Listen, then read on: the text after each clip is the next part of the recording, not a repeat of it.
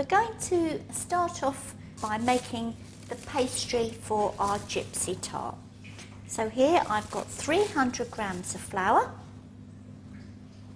plain flour that is, and I've got 150 grams of margarine. So what we're going to do is, just using our fingertips, we're going to rub together the pastry and the margarine until it resembles breadcrumbs. Now, just take a little while, but we need to make sure that all the fat is rubbed into the flour. So if we do mix it with the lumps of fat in, the fat will remain like that when we roll out our pastry, and will affect the quality of the end product.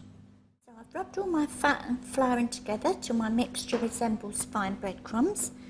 Just going to make a little well in the centre, and I've got some cold water from the tap, about sort of 50 to 60 mils should be fine. Now this is sort of the clever bit. You need to be able to have sufficient water in order to be able to pull all the ingredients together, but we don't want too much because then it's too wet and we're not able to manage to roll it out. So yeah, that feels just fine. We're going to cover that with cling film and allow it to rest in the fridge for 10 to 15 minutes, and then that will stop it shrinking when we actually cook it. And now I'm going to roll out my pastry and line my dish. Okay, so I've got a little bit of flour here to sprinkle on the nice clean surface. Not too much, just a little is fine. Then I've got a circular dish, so I'm going to start off with a circle, and then I'm just going to apply nice even pressure on the pastry and roll it out.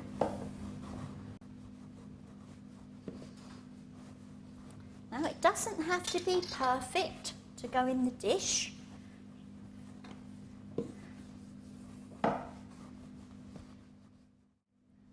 I'm going to roll it carefully up onto the pin and put my dish there, and starting off with the side closest to you, gradually let it fall away from the rolling pin and into the dish.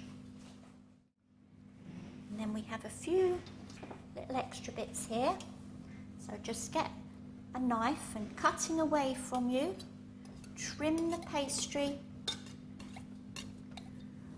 this, and then you may want to do a little bit of marking around the edge. Now we need the pastry to be cooked before we put in the filling. So now I've got that all ready, I'm just going to mark the bottom with a fork, pop it in the oven for about 12 to 15 minutes. So I've got my chilled can of evaporated milk that I'm going to put into the mixer. So all my chilled milk into the bowl.